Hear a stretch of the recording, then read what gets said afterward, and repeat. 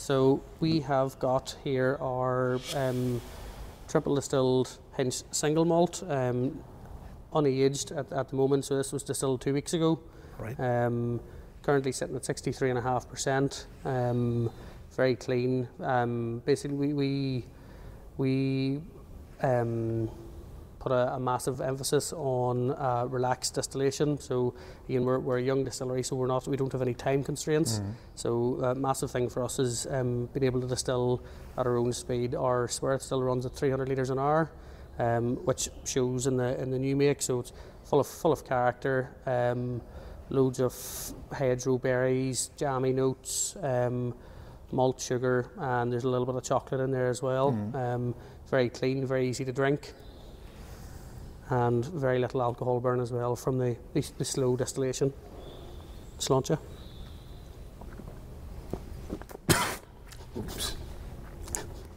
So yes, 63.5%. No, So still quite, and drinking at the same time is not a good idea. So yeah, you'll see it's a very clean distillation, but loads of character still in there. Plenty of oils and stuff as well, so gives it a really nice soft landing. And you mentioned character, and that's true. It's really character. Yeah, there's loads of character in there. I said we want all of our new make to be barley forward, whether that be malt or unmalted. So we want everything to be based around the island of Ireland. All of our barley's grown certified Irish, and we are currently in the process of working with a cooperative to grow at least half of our barley contents within a 40-mile radius of the distillery. Takes a little bit of time. Farmers in the north aren't accustomed to growing distilling barley, so it's taken a wee bit of a project, but it's something very, very exciting for us as well, even from a sustainability point of view. So I would say it's more barleyness in it than fruitiness. Yeah. There's definitely, and again that slow distillation. A lot of your fruity lighter notes come at the start of the distillation. So we take quite a large heads cut. So we want it to be about the centre of the spirit, where it's a little bit heavier. Still quite clean, and again that barley and mainly barley sugar carries through quite a lot. So now we are tasting our heavily peated 2.5 times distilled single malt, which in the nose is not really forward peated. So yeah, at the moment still quite light in peat. I said the way we do this 2.5 times still we batch triple distilled and double distilled peated together, bringing best of both worlds. Traditionally I would be a double distilled peated fan, but there's a massive market and interest in triple distilled. It's a lot lighter, it's not as medicinal as double distilled, so more so as an entry level peated. So here we've got the best of both worlds. In the cask, we will start to accentuate the phenols coming through, but at the minute still quite light. But once if you dilute this a wee bit, you'll start bringing out those heavier vapours.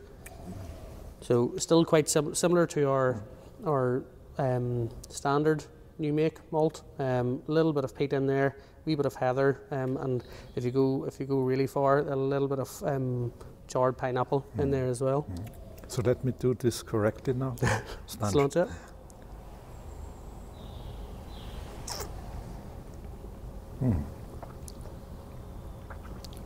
A lot more peat on the taste than the first nose. Yeah. I think it only polite to pour the matured version. So this is still quite a young spirit. This is just under a year old, and you'll start to see a lot more of the peat carrying through now that it's been in cask, and some of those heavier vapours have evaporated out. Thank you. By the way, I find this charred pineapple pretty prominent. It's in there.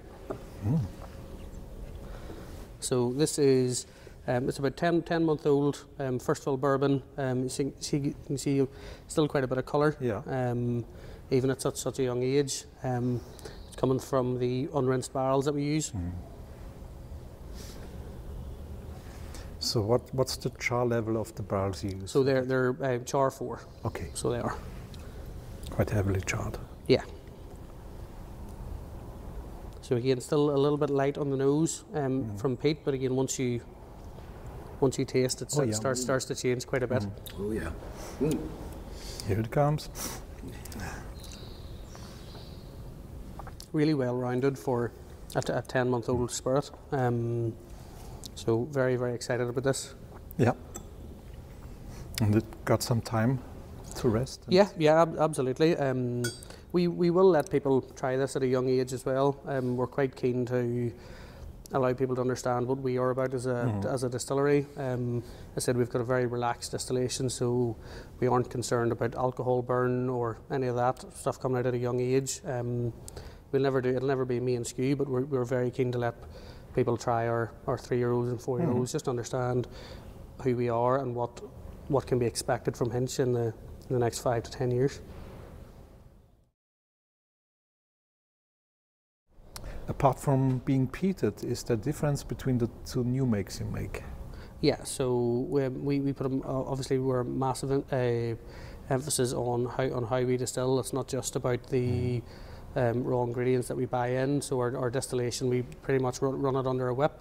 All of our distillation are very, very slow. So we want to maximise flavour coming through from the ingredients that we've bought, and then our various types of distillation. So we both have double and triple distilled, and we'll do a little bit of 2.5 times distilled as well, where we, instead of charging our low wines into our intermediate still, we'll charge it directly into our spirit still, alongside faints off the middle still. So we end up with a 2.5 times distillation, and it starts to show in all of this. So ultimately to date we've been using the same ingredient, but we're just manipulating it in different ways, just to maximise flavour profiles, and hopefully cater for all types of whisky drinkers in the near future. This is a year-old first fill sherry cask. Sherry casks that we use, they haven't been seasoned for 2 years, so we buy 20-year-old sherry casks. Much harder to work with, but again, proof is in the pudding. Delivers a much bigger result. So yeah, one-year-old spirit, and you can see that colour as well. Really nice legs. Hasn't lost its new make character, so still loads of barley in there, but again, exactly what you'd expect from a sherry cask. Christmas in a glass, figs, loads of dark berries in there as well. In the nose, yes. Little bit of leather as well if you really study. Really, I'm obviously a huge sherry fan, so this is something I'm incredibly excited about. We've been using the same source of sherry barrels for nearly 3 years now, so we have variants of this that are coming up in 3 years old towards the end of this year. Very exciting. So I took the liberty to take a little sip, and it is incredibly sweet. Yeah.